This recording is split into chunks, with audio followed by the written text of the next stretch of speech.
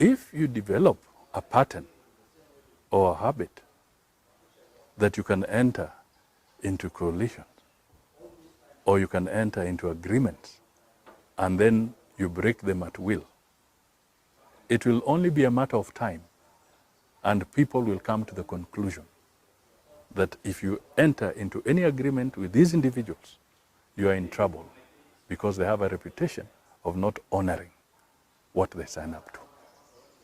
Asante. If you wish to go that side or to cross the floor, then you must first exit NASA. And some of us are reading a game into this. There are certain people who want to have their cake and eat it. They don't want to exit, but they want to try and make it look like those other parties are the ones that exited. Because NASA was a dream, an aspiration of many people. More than 6 million people. What did we stand for?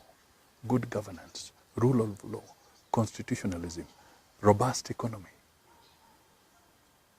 the war against corruption, social justice, good education for our children, entrenchment and consolidation of devolution. This was the dream of NASA. And because it was a dream that resonated with many millions of people, they supported NASA. So the question is, if you're unhappy with NASA, why don't you cast the first stone? If you are truly unhappy with NASA, then cast the first stone. So this is what I'm calling mchezo wa paka na panya. Because some people want to do something, but they want to make others look bad.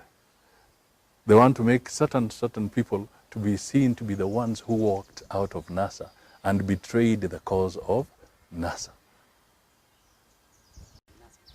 All I'm trying to say is that if people feel that it's different, why not gather the courage and formally put it on pen and paper and say you have exited NASA because you prefer to make a certain arrangement.